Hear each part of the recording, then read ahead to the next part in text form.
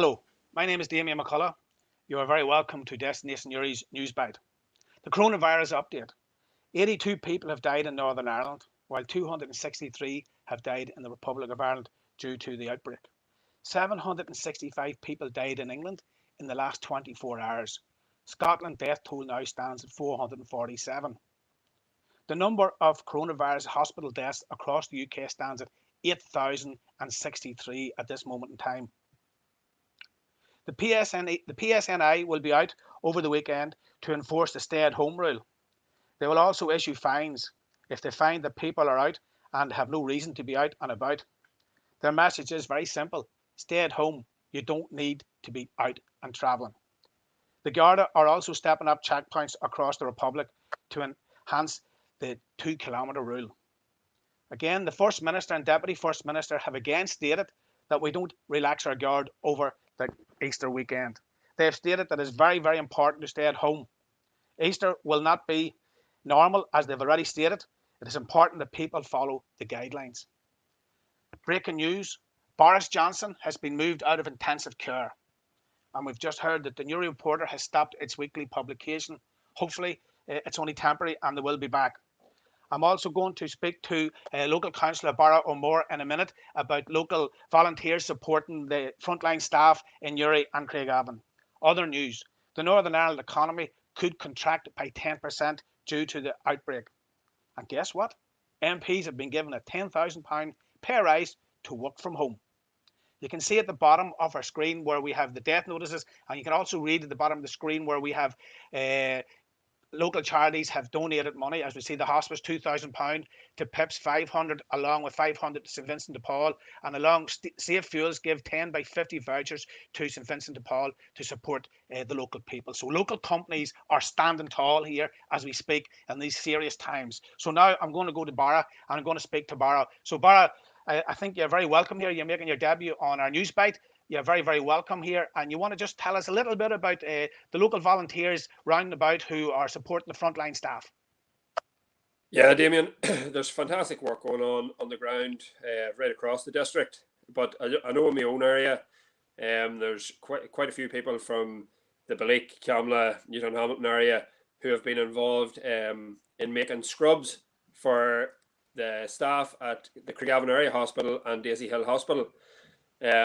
Whenever this coronavirus outbreak occurred, it became very, very quickly became known that there was insufficient resources for all frontline staff. And when you think of the volume of people that's travelling through our hospitals and through accident and emergency and through all the medical and surgical departments and that, it became crucial that staff had the very basic equipment, that they had scrubs, that they were able to change, on required, that they had face masks, that they had gloves, that they had protective equipment that was going to keep them safe, because they're all going back to their families as well.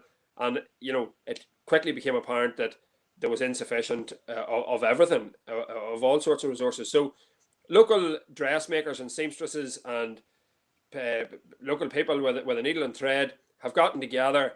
They've been donated materials. They've been making scrubs now for the last 2 or 3 weeks and delivering them down to Craigavon Area Hospital and to Daisy Hill Hospital. And I've been speaking to Katrina Gollagley from Byte in particular. She's been very, very good to the local community. She's been giving me face guards that I've been able to hand out to the chemist, to the local midwifery team, and to some of the shops and that, as well as to some of the elderly residents in the district. But she's telling me of nurses and doctors working on the front line in tears and in tears on a daily basis, that they want to go and do their jobs, but at the same time they want to be able to go home at the end of the day to their families and keep everybody safe.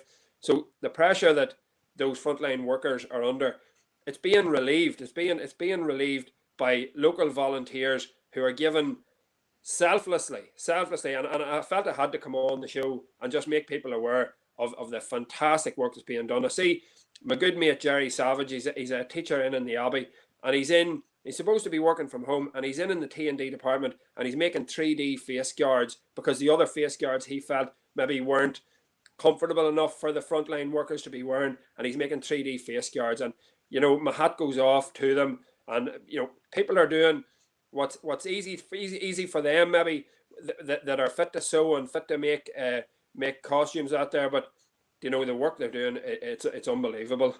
But Barra, when you look at how the community has responded in comparison to how the government, as if you want to call it that, how they have failed the people in a certain context. Maybe not so much here because we don't really have a big say in how we do our business. But like 4 years ago, the NHS had a big, I suppose, a plan in place. And I was just reading John Pillinger, and John Pillinger says that they have failed miserably.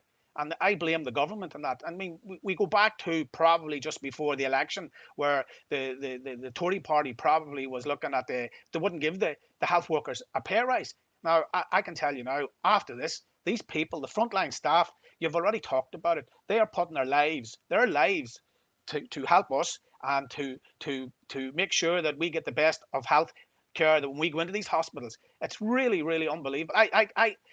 Sometimes I sort of look at the nurses and the doctors, and I had a little incident myself on Monday night, and I had to go to Craigavon, and I can tell you, well, I didn't have to go, but I had to go in the morning to pick somebody up, and like the care that the frontline staff are doing, the ambulance people and the whole lot, it's just unbelievable. And for the community to stand tall, for the community to back them, and as you said it, I know Jerry Savage. Jerry's a great GA man, and we have to also commend the GA and how they've stood tall in this whole coronavirus. You're a GA man yourself. They were probably one of the first major organisations to stop all the games and tell people to listen to what the World Health Organization is saying and stay at home and save lives.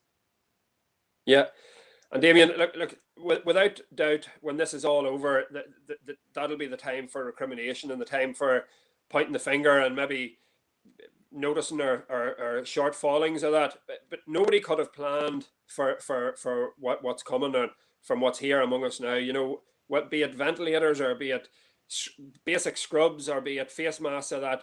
There's a frantic scramble, global scramble, right across the world at the minute for everybody to get their hands on everything. So, just I suppose to conclude, it's really a good news story. It's keep it up to the men and women that are providing these scrubs for our excellent staff in Daisy Hill and Craigavon, and for us as a community to do all we can if they need funds, if they need whatever they have, for us to get behind them and to applaud them. And when all this is over, there can be some civic awards or something, and we can recognise the fantastic work of local people during this time of crisis. Well, Barra, there's no doubt, and I mean, and you've said it all. We have to take our hats off to the whole community, to our frontline staff, and we're all doing our little bit here. Destination Newry's on nightly. We're doing all sorts of things to keep people informed, and brilliant for Destination Newry to be doing that. But we also have to say, you as a councillor, I'm sure now when you go back to real council meetings instead of virtual council meetings, you will be able to maybe even give the local health workers the I suppose the freedom of the city, if that's possible, because I can tell you, money just wouldn't pay for what these people are doing, and I lift my hat to them. They're absolutely fantastic, and to the people that support you as well. And the best thing that'll come out of this, Damian, is that people will look at each other differently after this. People know who's doing what now, and who are the people that are staying indoors, who are the people that are using their skills that they've made their business in the last 20 or 30 years, and putting all their skills to good use to provide scrubs for the frontline staff. And people will remember who that is, and they'll rightly get rewarded and thanked when this is all over, Damian. Barra, it has been an absolute pleasure. I hope this isn't the first time and the last time you'll be on our news bite. You're always a man of knowledge and you have contacts, and you're not the only councillor that was on this evening. We had Roshan on earlier on. So again, thanks a million for coming on, and thanks to Cahill. It's been a very, very busy evening for Destination Newry, just keeping the people informed of what's going on. And of course, you can also find on the bottom of our banner that keeps running there about the great support that the charities are getting from the pool teams and from Safe Fuels. I've just also heard that the Norbrook laboratories have given a substantial amount of support and materials to the health workers as well, and of course Safe Fuels. So the local businesses are standing tall, and we applaud them all. So Barra, thanks very much, and we'll maybe do this some other time. Okay, Damian, thank you very much. Bye.